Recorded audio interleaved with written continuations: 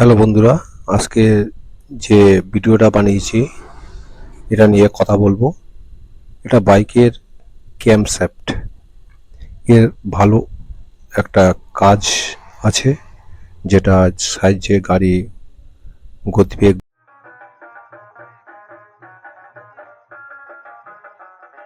বাড়ানো সম্ভব হয়। কারণ এর দ্বারাই কিন্তু কম্প্রেসার যেটা হয় সেটা কিন্তু মেকআপ করে এখান থেকেই। তো এর একটা কাজ ভালো। আর এর যে দুটো বেয়ারিং আছে, বেয়ারিং দুটো যদি খারাপ হয়ে যায় এখান থেকে কিন্তু একটা বাজে সাউন্ড পাওয়া যায়। সেটা খুব হালকা, বোঝা সম্ভব হয় না, কিন্তু হালকা হালকা বোঝা যায় যে এটার প্রবলেম আছে। এই প্রবলেমের জন্যই আমরা এই ক্যামশ্যাফটের বেয়ারিংটাকে চেঞ্জ করব। তো এর যে চেঞ্জ করার যে বিষয়টা, এটা নিয়ে আমি ভিডিওটা বানিয়েছি। যদি ভালো লাগে তাহলে অবশ্যই লাইক শেয়ার করবেন। তো ক্যামশ্যাফটের বেয়ারিংটা আমরা প্রথমে পার করে নিচ্ছি। এটা দুখানা বেয়ারিং লাগে, একটা হলো 6905 আর 6902, দুটো বেয়ারিং এর দরকার হয়। এটা স্প্লেন্ডার, প্যাশন এসব গাড়ির জন্যই এই বেয়ারিংটা। এটা গ্ল্যামারেও লাগে, সুপার স্প্লেন্ডারেও লাগে একই বেয়ারিং। কিন্তু এর বেয়ারিংয়ের যে ক্যামটা আছে, ক্যামশ্যাফটটা, ওটা খারাপ খুব কম হয়। খারাপ হয় যখন মোবিল না পাওয়া যায়, তখনই কিন্তু এগুলো খারাপ হয়। আর এমনি এর উপর যেহেতু টাইমিং চেনের একটা প্রেশার থাকে, তার জন্য কিন্তু এটা বিয়ারিংগুলো গিয়ে কমজোরি করে দেয়। তো যাই হোক, এই বিয়ারিংটা কিন্তু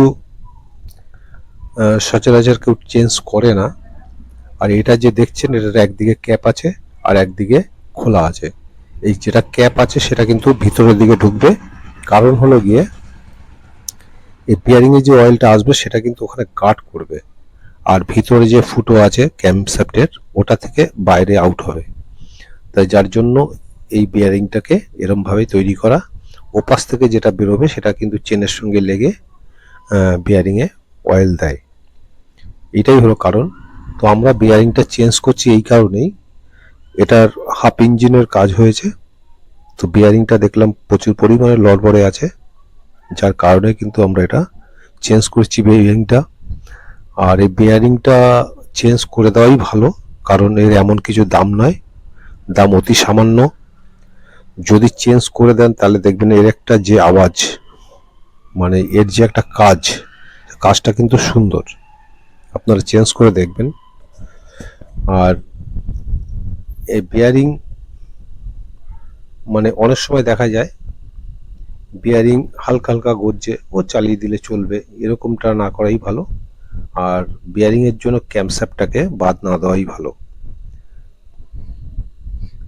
বিয়ারিংটাকে ভালো করে বসিয়ে নিতে হবে, যাতে কোনো রকমভাবে ওর যে গ্যাপ আছে, গ্যাপ না থাকে। কারণ গ্যাপ থাকলে কিন্তু টাইমিং চেন যেটা থাকবে সেটার উপরে এফেক্ট আসতে পারে। তো এর জন্য আমাদের ভালো করে টাইমিং চেনের যে জায়গাটা আছে, টাইমিং চেনের জায়গা যেটা, এখানে একটা মানে ডুয়েল পিন লাগানো হয়, এই জায়গাগুলো ভালো করে দেখে নেবেন, ভালো করে বসিয়ে নিতে হবে। বসানো ভুল হলে কিন্তু অসুবিধে টাইমিং চেনের উপরে আসবে। তার জন্য বলছি, যখনই বিয়ারিংটা চেঞ্জ করবেন তখন কিন্তু এর উপরটা ভালো করে বিয়ারিংয়ের জায়গাগুলো দেখে নেবেন যে সঠিকভাবে ভালোভাবে বসছে কিনা। তেরা বেঁকা বসবে না, হয়তো একটু বাইরে বেরিয়ে আছে, এরকম না হয় সেটাই বলছি।